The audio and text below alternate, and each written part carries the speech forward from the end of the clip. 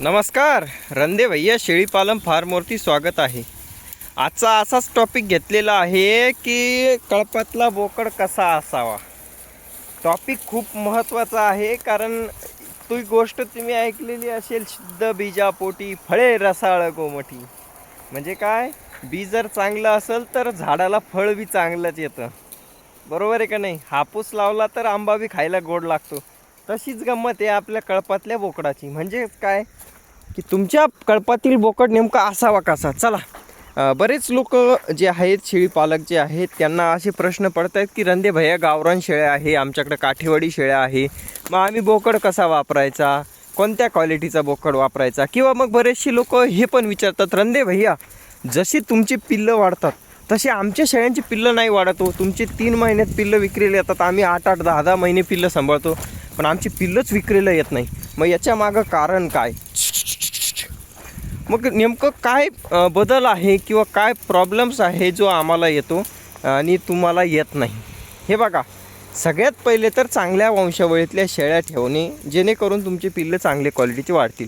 पण त्याच्यातही अजून महत्त्वाचा मुद्दा आहे, तो म्हणजे काय, तुमच्या कळपातील असलेला ब्रीडर नर। बऱ्याच लोकांना असाही प्रश्न असतो की किती शेळ्यांना किती ब्रीडर पाहिजे, किती बोकडं पाहिजे, कसा बोकड पाहिजे, किती वयाचा पाहिजे। तर ते सगळं काही मी आजच्या व्हिडिओमध्ये तुम्हाला डिटेल्समध्ये सांगणार आहे या येणाऱ्या 10 मिनिटात। चला तर मग हे बघा, सर्वप्रथम एक गोष्ट ध्यानात ठेवा, ज्या जातीच्या किंवा ज्या वंशावळीच्या शेळ्या तुमच्याकडे आहे त्या वंशावळीतला बोकड जर तुमच्याकडं असेल तर कधीही बेस्ट।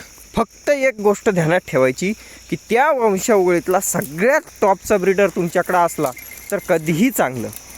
आणि तेवढंही नाही जर तुमच्याकडून झालं तर दुसरी गोष्ट ती म्हणजे काय, कमीत कमी तुमच्या शेळ्यांपेक्षा थोडासा क्वालिटीनं चांगला बोकड तुमच्याकडे असायला पाहिजे। म्हणजे काय, पूर्ण 100% भारी किंवा टॉप क्वालिटीचा जरी तुमच्याकडं नसला तरीही, आज समजा तुमची ही शेळी आहे, ही शेळी आहे, ह्या शेळीच्या क्वालिटीपेक्षा 1% वाढवून क्वालिटीचा ब्रीडर जर तुमच्याकडे असेल तर पिल्लं हे चांगल्या क्वालिटीचे पडणार आहेत। एक गोष्ट ध्यानात ठेवा। हा झाला ब्रीडरच्या बद्दल पहिला मुद्दा। दुसरा मुद्दा, शॉर्ट बोकड कधीच वापरायचा नाही। शॉर्ट म्हणजे काय, आपरा बोकड। त्यानं काय होतं तुम्हाला ते सांगतो मी। हे बघा, जर तुम्ही आपरा बोकड लागवडीसाठी वापरला तर तुम्हाला सगळ्यात पहिला येणारा प्रॉब्लेम तो म्हणजे काय, पिल्लांच्या वजन वाढीमध्ये आणि उंची वाढीमध्ये प्रॉब्लेम येतो। म्हणजेच काय, पिल्लं जर शॉर्ट असतील, आखूड असतील, कमी हाडाचे असतील, शॉर्ट हाडाचे असतील तर त्या पिल्लांचं वजन वाढत नाही। कारण त्याला जर हड्डी नसली, त्याला जर हाडूकच नसलं तर त्या पिल्लांना वजन राहत नाही। ही गोष्ट ध्यानात ठेवा, कारण मांस हे हड्डीवरच येतं। जर त्या पिल्लाला हड्डीच नाही तर मांस कुठून येणार त्या हड्डीवर, ही गोष्ट ध्यानात ठेवा। हा आहे सगळ्यात मोठा आणि महत्त्वाचा मुद्दा तुमच्या फार्मवरील असलेल्या ब्रीडरचा। त्याच्यानंतर अजून काय, तर भरदार छातीचा बोकड असावा। भरदार छाती आणि कंबर हे जाड असावं। आता हे बघा, ही शेळी कशी आहे, भरदार आहे, लंबलचकी आहे, उंच पूर्ण आहे, सगळ्या गोष्टी हिच्यामध्ये आहे। तसंच तुम्ही आपला ब्रीडरसुद्धा बघा, एकदम लांबडा ब्रीडर आहे। त्याच्यानंतर तुम्हाला कंबर दिसत असेल, बोकडाच्या कमरावर जर हात ठेवला, असा ध्यानात येत नाही, पण हे बघा, हात जर ठेवला तर दोन्ही साईडनं असा हात बिंगावला तरीही मित्रांनो बोकडाच्या कमरावर हात मावत नाही, एवढा ब्रीडर असला पाहिजे। अजून काय पाहिजे ते तुम्हाला सांगतो, चला। छाती भरपूर भरदार असली पाहिजे। भरदार छाती जर असेल तर येणाऱ्या पिल्लांची जी हाडामासाची जी क्वालिटी असते ती उंच पूर्ण असते आणि जाड असते। त्याच्यामुळं काय होतं, कमी वयात पिल्लांना वजन वाढ जास्त असते। आणि मग लोक म्हणतात तुमचं पिल्लू 3 महिन्यात 20 किलो कसं झालं। अरे कसं झालं म्हणजे काय, त्याचा बाप त्या क्वालिटीचा होता, माय त्या क्वालिटीची होती, म्हणून पिल्लाला ती क्वालिटी उतरली। अजून काय ते तुम्हाला पुढं सांगतो, चला। पुढचा मुद्दा मित्रांनो, मुद्द्यामध्येच मुद्दे लपलेले असतात। कंबर माप तुम्हाला कळलं की जाड उंच पूर्ण असला, हड्डी मजबूत असली की पिल्लं पहिले होतानाच जाड पडतात। 3-3, 4-4 किलोची पिल्लं जर पडले तर मग त्यांना वाढायला सुद्धा तेवढा वेळ लागत नाही। दुसरी गोष्ट म्हणजे काय, किती वय असावं किंवा बोकड कसा असावा। एक गोष्ट ध्यानात ठेवा, जेवढा अनुभवी ब्रीडर तेवढे चांगले पिल्लं, ही गोष्ट ध्यानात ठेवा।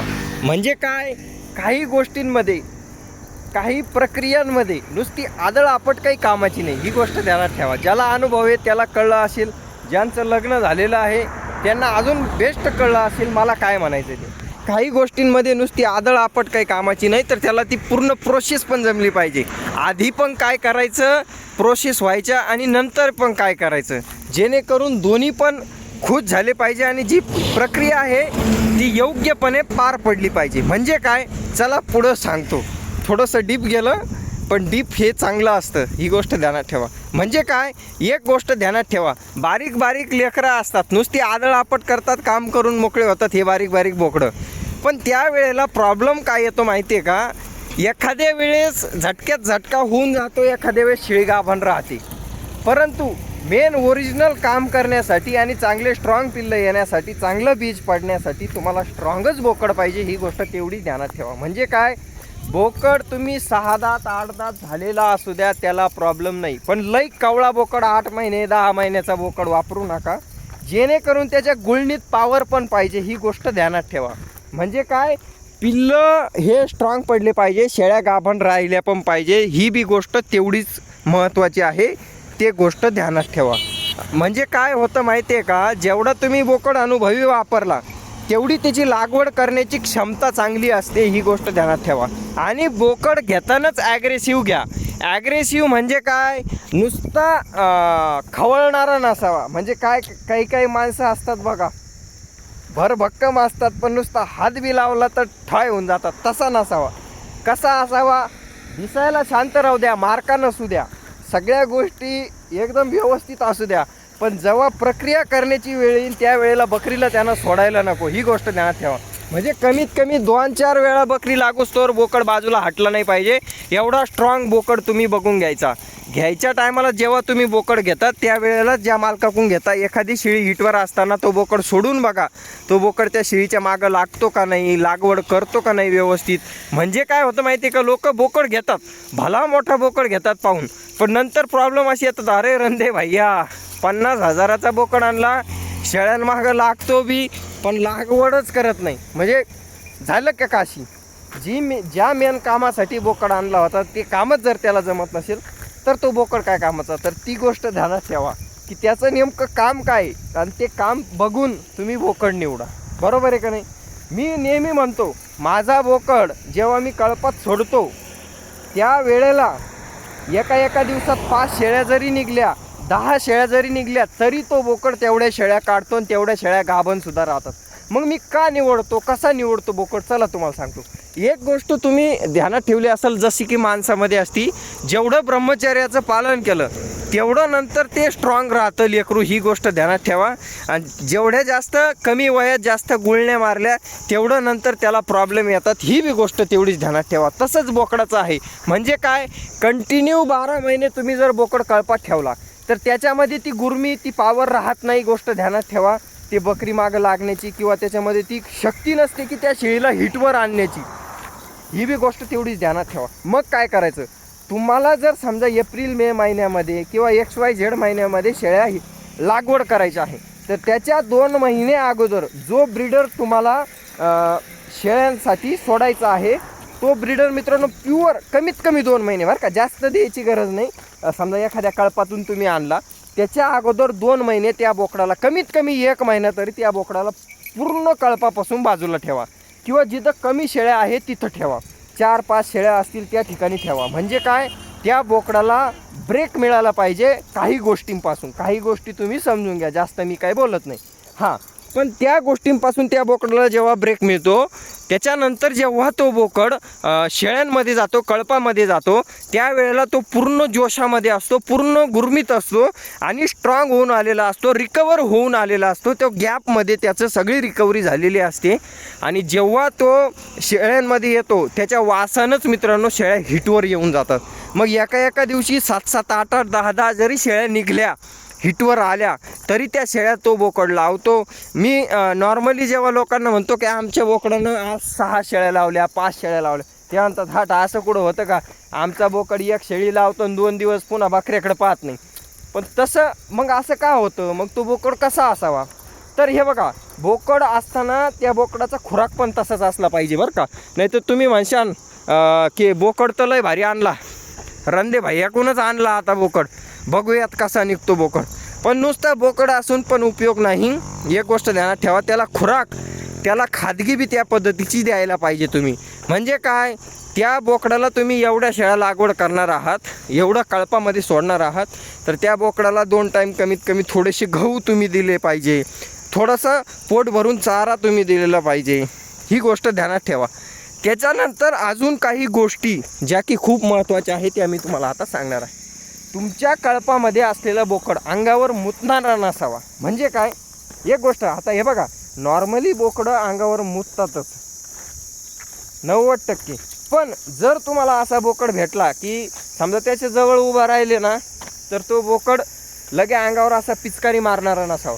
काही काही बोकडं असतातच, नुसतं उभा बी राहिलं त्याच्याजवळ का लगे तुम्हाला पूर्ण ओलं करणार. मग तशा बोकडांची क्वालिटी, आणि जो बोकड ज्याच्याजवळ तुम्ही आता उभा आहे नॉर्मली आणि तो एकदम शांतपणे तुमच्याजवळ उभा आहे थोडा ॲग्रेसिव्ह आहे, सगळ्या गोष्टी आहे, तर तो बोकड कधीही चांगला, म्हणजे 1% तरी चांगला. आता ती गोष्ट त्याच्यामध्ये असो नसो ती एक वेगळी गोष्ट झाली. पण महत्त्वाच्या गोष्टी जर सांगायच्या म्हटल्या तर तुम्हाला कळले असेल. एक, लांब लचक उंच पूर्ण बोकड असावा. दुसरी गोष्ट, जातीला जात, म्हणजे काय, काठेवाडी शेळीला जर काठेवाडीच बोकड असला तर कधीही चांगलं, जेणेकरून पिल्लं चांगली येतात. किंवा मग त्या शेळीपेक्षा थोडं उंच क्वालिटीचा बोकड असावा.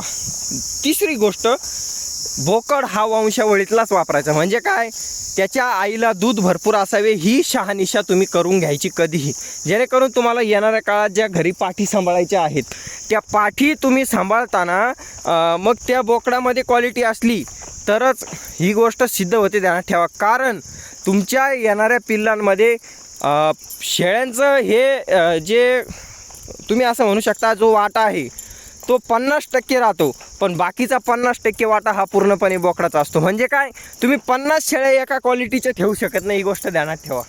पण एक बोकड जर चांगल्या क्वालिटीचा ठेवला ना, अख्ख्या 50 शेळ्यांची पिल्लं बदलतात, ही गोष्ट ध्यानात ठेवा. म्हणून बोकड महत्त्वाचं आहे, या गोष्टी सगळ्या महत्त्वाच्या आहेत. त्याच्यानंतर अजून काय महत्त्वाचं, हे बघा, एकदा फक्त तुम्ही 15,000ची शेळी घेताय ना, एकदा तुम्ही 15,000ची शेळी घेताय ना, किंवा 15,000च्या रेंजच्या शेळ्या आहे ना, एक वेळा 30,000चा बोकड तुम्ही यूज करून पहा. हा, तुम्हाला जास्त दिवस ठेवायची गरज नाही. शेळ्या लागवड झाल्यानंतर बोकड विका, त्याच्या जागेवर दुसऱ्या शेळ्या घेऊन या. पुन्हा जेव्हा तुम्हाला 6 महिन्यानं बोकड घ्यायची गरज पडेल, तुम्ही ज्या आणलेल्या शेळ्या आहेत त्यांची पिल्लं विकून तुम्ही दुसरा बोकड घ्या. तुमच्या शेळ्या बी होतात आणि बोकडासाठी बी पैसे वाढतात. पण घ्यायच्या टायमाला स्ट्रॉंग बोकड एकदा वापरून बघा. नाहीतर लोक काय करतात तुम्हाला सांगतो, शेळ्या धाना घालवायच्या म्हणून घालवायच्या, गाभण करायच्या म्हणून करायच्या, म्हणून कोणताही बोकड घेऊन येतात की या कळपात बोकड सापडला तर मग आणला जाऊन, आणि मग आता लागवड केल्या, शेळ्या गाभण गेल्या, टाकला बोकड विकून. हे नॉर्मली शेळ्यांचं गणित लोकांचं चालत आलेलं आहे. याच्यामुळं काय झालं तुम्हाला सांगतो, तुम्ही जे ऐकतात की म्हातारी लोक जे, अरे आमच्या काळात काय शेळ्या होत्या राव, 3-3 पिल्लं द्यायच्या, लय स्ट्रॉंग होत्या, 3-3 पिल्लं पोसायच्या, लय दूध होतं त्यांना. मग ती वंशावळ आता का नाही राहिली, त्याच्या मागं हेच कारण आहे. कोणता बोकड आणला, लागवड केला, काम झालं, बोकड विकून टाकला. मग जी वंशावळ चालत आलेली, तुम्ही हे पण ऐकत असाल, आईला आमच्या आत्यानं आम्हाला शेळी दिली ती, आमच्या आजीनं आम्हाला शेळी दिली ती, आमच्या सासूनं आम्हाला शेळी दिली ती, तिला लय दूध होतं, पण तिच्या पाठीला तेवढं दूध काही निघलं नाही, तिची वंशावळ तेवढी काही खास आली नाही. त्याला कारण होतं, तुम्ही जो बोकड लावला त्या शेळीला, तुम्ही जे खानुटा ठेवला तो खानुटा मित्रांनो त्या बोकडावर पडला. म्हणूनच जेवढी तुमची शेळी महत्त्वाची तेवढाच तुमचा ब्रीडरसुद्धा महत्त्वाचा ठरतो. आणि त्याच्यामुळंच तुम्ही, आता राहिला शेवटचा मुद्दा, क्रॉस ब्रीडिंग आणि क्रॉसचा बोकड वापरावा का, 100% वापरून बघा मित्रांनो, 100%. आता माझ्या शेळ्या काठीवडी आहे, मी बिटलचा बोकड वापरतो. पहिल्यांदा मी मुद्दा बोललो की जातीला जात असली तर चांगली, मग काही लोक बोलतील की तुम्ही का बिटलचा वापरताय काठीवडीच्या. एक गोष्ट ध्यानात ठेवा, ज्याला अनुभव आहे त्यानं 100% क्रॉस ब्रीडिंग करून बघा. कारण क्रॉस ब्रीडिंगचा फायदा असा होणार आहे की या शेळीला ते बोकड क्रॉस झाला म्हणजे काहीतरी त्यांच्या वंशावळीत बदल होणार आहे. काहीतरी बदल काय होणार आहे तुम्हाला सांगतो. हे बघा, काठीवडी शेळीला नॉर्मली अशी केसं असतात, पण त्यांना जर हा चोपडा ब्रीडर मी वापरला तर जी येणारी पैदास आहे ती ह्या क्वालिटीची पडते. म्हणजे काय, आता हे बघा, ह्या ज्या पाठी मी घरी तयार केलेल्या आहेत, पहिलं पाठी आहे, आता लागवड केल्यात, ह्या पाठी मित्रांनो यांच्या अंगावर अजिबात केस नाहीत.